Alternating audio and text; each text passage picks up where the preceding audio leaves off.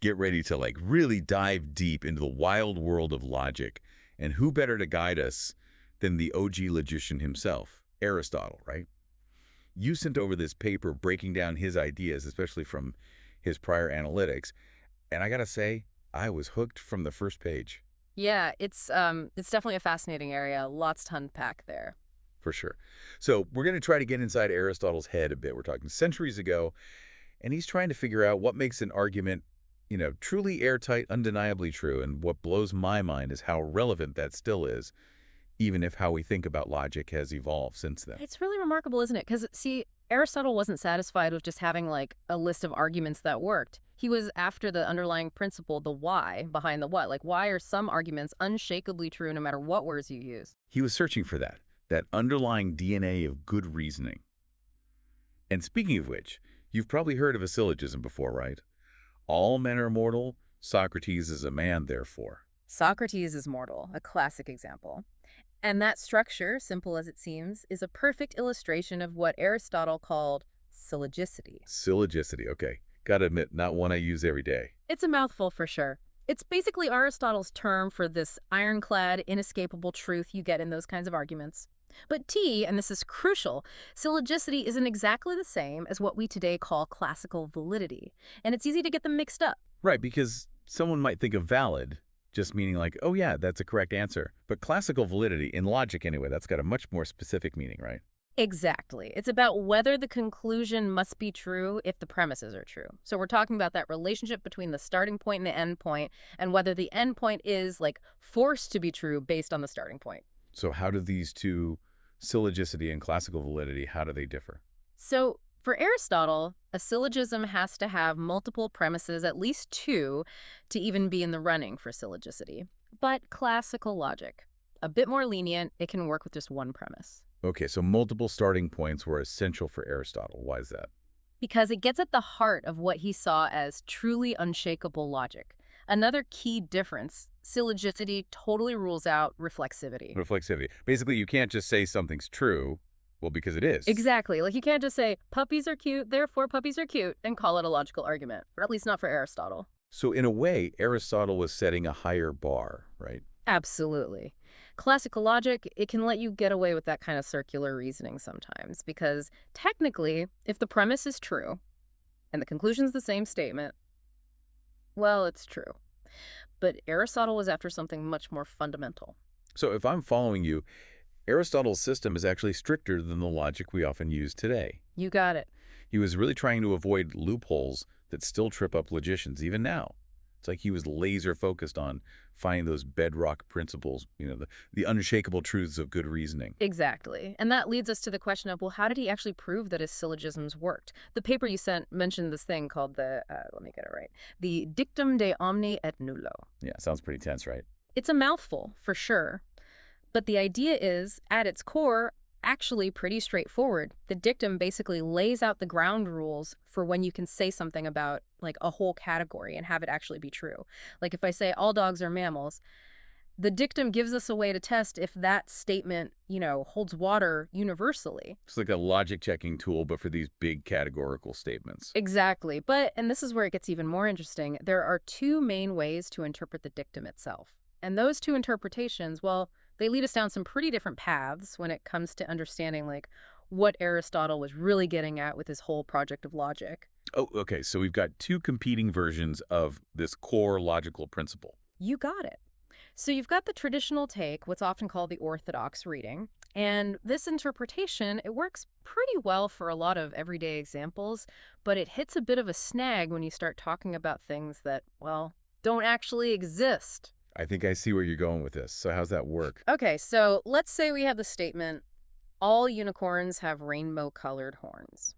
Now, according to the orthodox reading of the dictum, that statement would actually be considered logically true. Wait, really? Yeah, because there are no unicorns to disprove it, so technically it holds up. I mean, I get it, but it does seem a little strange. It feels like we might want a system that handles that a bit differently, right? And that's where the second interpretation comes in, sometimes called the heterodox reading.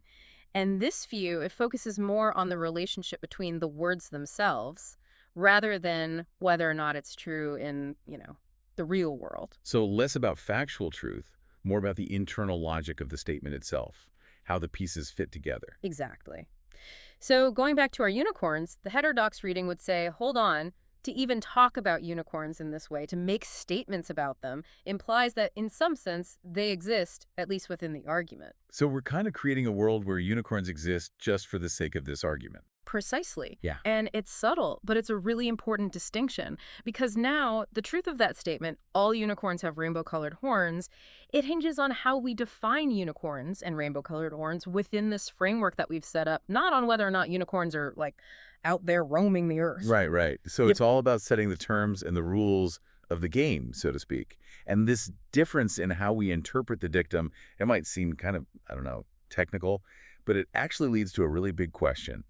And that is, what did Aristotle base his whole system of logic on? A big question indeed. Was it simply on the meaning of words themselves, like all, some, none, and how those meanings, dictate what's logically sound? Right. We might call those brute semantic facts. Right, exactly. Or was there something, I don't know, something deeper going on, something even more fundamental underpinning it all? That's a great question.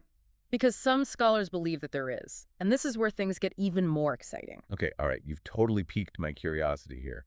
What is this deeper layer? What could be more fundamental than, like, the meaning of words themselves? Well, some scholars believe that Aristotle was drawing a connection between logic and, get this, the very fabric of reality itself. Whoa, hold on. Are we talking about, like, the cosmos now?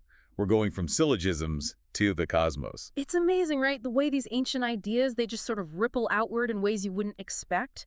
And it all comes down to the relationship between parts and wholes. Parts and wholes, huh?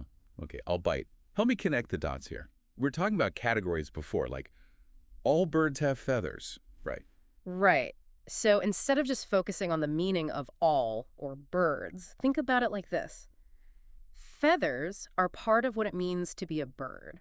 It's about this idea of belonging, of things being, like, contained within each other. Ah, okay. I think I see where you're going with this. Yeah. So it's not just about language then, it's about the actual relationship Mm, between a bird and its feathers, a part in its whole. exactly. And if this interpretation is right, it kind of gives a whole new meaning to Aristotle's idea of topic neutrality. Remember, we touched on that a bit earlier. The idea that logic, it should work no matter what you're talking about. Right, right. But how does this whole parts and wholes thing change that? So it suggests that maybe Aristotle was aiming for what we might call like a general topic neutrality, not a formal one. Okay, and what's the difference? So formal topic neutrality, that would be like saying logic is its own little self-contained system. It's totally separate from the real world, but general topic neutrality. That sounds more like what you're describing with Aristotle. Yeah. That logic works because it reflects some basic truth about reality itself, like this relationship between parts and wholes. Exactly. It suggests that he saw logic as being grounded in, like, the very structure of existence, even if it doesn't tell us, the specifics about every single thing in the universe. Wow. That's pretty profound when you think about it. That logic could be connected to the very fabric of reality. Yeah. But even with a system as, I don't know, as insightful as that, I'm guessing there were still limits to what Aristotle could do, right? Of course. I mean, he was working within certain boundaries, just like all thinkers, Yeah. right? He was mainly focused on those categorical propositions, those all A or B statements. And his syllogisms, as powerful as they were, they followed a very specific structure. So even while he was trying to create this, like, universal logic, he was still working with the tools and the ideas available to him at the time. Exactly. Which I think is a good reminder that logic, it's not this static thing, Yeah. It evolves. What we consider logically sound today, well, it's the product of centuries of, like, philosophical debate, building on, challenging each other's ideas. And Aristotle was one of the first to really get this conversation going. This has been an amazing deep dive. I feel like we've only just scratched the surface here. So for our listeners who, want to keep exploring, where should they go from here? Well, the paper you sent, honestly, that's a great starting point. It really digs deep into Aristotle's ideas and how they connect to, like, the big questions about the nature of reality. Right. I mean, there's Yeah. a whole world of philosophical logic out there waiting to be discovered. And who knows, maybe someone listening right now will be the one to make the next big breakthrough. I love that thought. Well, that's all the time we have for today's deep dive. Thanks for joining us, and keep those philosophical gears turning.